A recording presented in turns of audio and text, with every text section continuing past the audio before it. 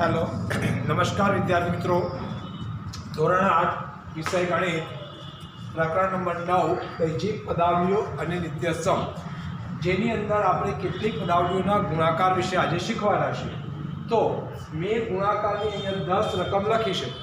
એ 10 રકમો વિશે એમાંથી એકી સંખ્યાની રકમો હું ગણાવીશ, બેકી સંખ્યાની રકમો તમારે સ્વપ્રયત્ને ગણવાની છે। તો દાખલા નંબર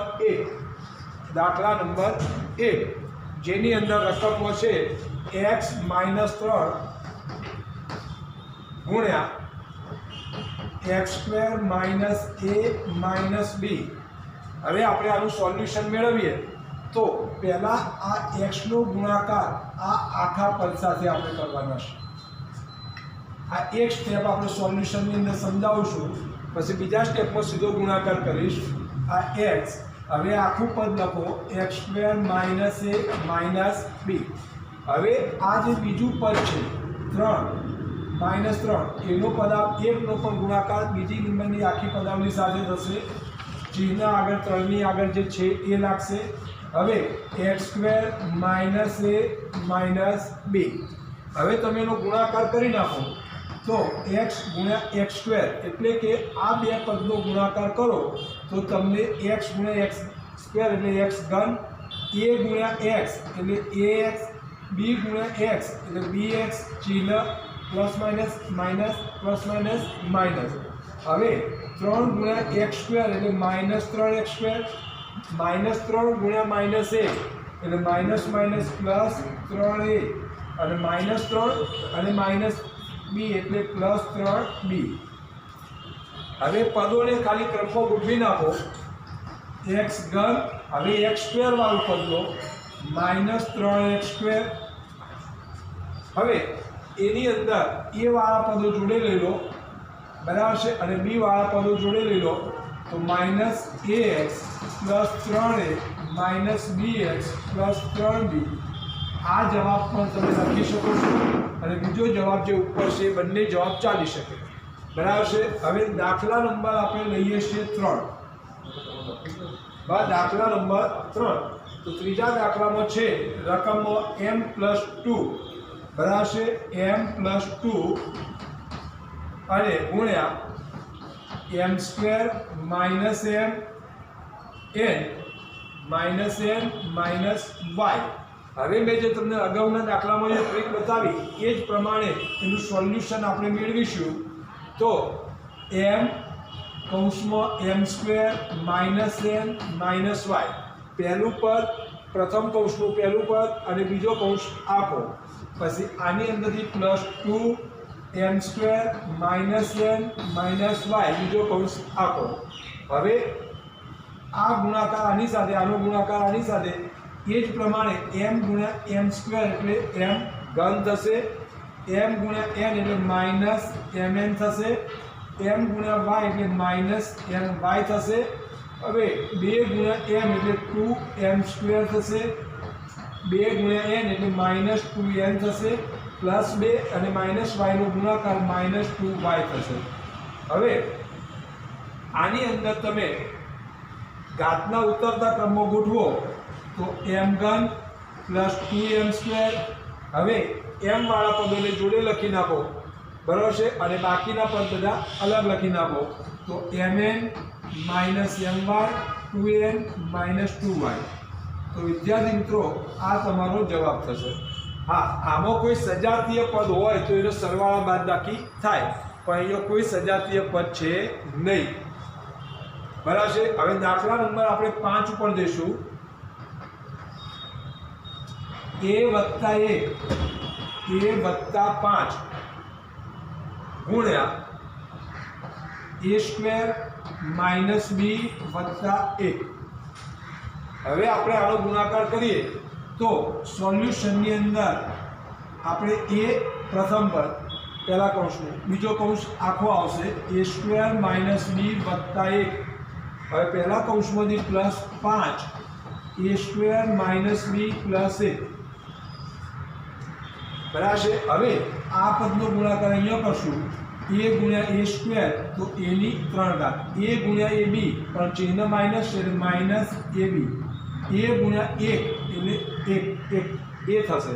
5 ગુણ્યા a એટલે 5a સ્ક્વેર. 5 ગુણ્યા b એટલે -5b પ્લસ 5 ગુણ્યા પ્લસ 1 એટલે 5 એકા 5. હવે તમે ઘાતના આધારે ક્રમમાં ગોઠવી દો તો a ઘન વત્તા 5a સ્ક્વેર બરાબર છે. હવે a વાળા પદો લખી નાખો અને હવે b વાળા પદો લખી નાખો. હા, આમાં કોઈ સજાતીય પદ હોય તો તમારે એના સરવાળા બાદબાકી કરવા પડે. હવે દાખલા નંબર 7 ઉપર જઈશું. દાખલા નંબર 7 x વત્તા 1 અને બીજા કૌંસમાં આપ્યું છે ગુણ્યા x વત્તા y વત્તા z ગુણ્યા x વત્તા y વત્તા z. હવે આપણે કીધું એ પ્રમાણે સોલ્યુશનની અંદર પહેલા પદનો ગુણાકાર બીજા આખા કૌંસ સાથે એટલે કે x વત્તા y વત્તા z સાથે વત્તા 1 x વત્તા y વત્તા z. હવે એનો ગુણાકાર કરો x ગુણ્યા x તો x સ્ક્વેર, x ગુણ્યા y તો xy. ચિહ્ન પ્લસ છે એટલે ચિહ્નમાં કોઈ મગજમારી છે નહીં. x ગુણ્યા z તો xz. 1 ગુણ્યા x, એક સાથે ગુણાકાર કરતા ત્રણેય પદો એમના એમ રહેશે. હવે જે પદોનો સરવાળો થઈ શકે એવો હોય પદોનો સરવાળો કરવો, પણ અહીંયા કોઈ સંખ્યાત્મક પદ છે નહીં એટલે એનો સરવાળો થશે નહીં. બરાબર છે. આ જ તમારો જવાબ થશે. દાખલા નંબર 9 a-2 ગુણ્યા a સ્ક્વેર -3a -5. હવે આપણે આનો ગુણાકાર કરીએ અગાઉના 4 દાખલા જે ગણ્યા એ જ પ્રમાણે. તો સોલ્યુશનની અંદર a પ્રથમ પદ લખ્યું પહેલા કૌંસનું, બીજો કૌંસ આખો -2 -5. હવે આનો ગુણાકાર આની સાથે કરો તો a ગુણ્યા a સ્ક્વેર તો એનો ઘન, a ગુણ્યા 3a માઇનસ તો -3a સ્ક્વેર, a ગુણ્યા -5 એટલે -5a, 2 ગુણ્યા a સ્ક્વેર એટલે -2a સ્ક્વેર, 3 દુ 6 માઇનસ માઇનસ પ્લસ 6a, 2 પંચા 10 તો -2 અને -5 એટલે +10 થશે. હવે આની અંદર a સ્ક્વેર વાળા પદો છે બરોબર છે. તો હવે આપણે એને જોડે લઈશું. a સ્ક્વેર a ઘન 3a સ્ક્વેર -2a સ્ક્વેર. હવે a વાળા પદો પણ છે સજાતીય પદો 5a + 6a વત્તા 10. હવે આ બંનેનું સરવાળા બાદબાકી થશે ને આ બંનેમાં પણ સરવાળા બાદબાકી થશે. તો a ઘન -5a સ્ક્વેર માઇનસ માઇનસ એટલે બંનેનો સરવાળો થશે, ચિહ્ન માઇનસ લાગશે. -5a વત્તા 6a એટલે 6a માંથી 5a બાદ થશે તો કેટલા વધશે? a વત્તા 10. તો વિદ્યાર્થી મિત્રો આ તમારો જવાબ થશે. હવે જગ્યા છે એટલે બીજા દાખલા ગણાવી જ દઉં છું બરાબર છે. હવે દાખલા નંબર આપણે જઈશું, એક ગણાવ્યો તો 2 નંબરનો બાકી છે. તો દાખલા number 2 a + 1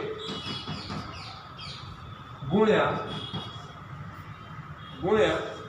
a square - x - y, a square - x - y બરાબર છે. તો હવે સોલ્યુશનની અંદર a સ્ક્વેર - x - y અગાઉના દાખલાઓ મુજબ વત્તા 1 બીજું પદ આખો કૌંસ a સ્ક્વેર - x - y.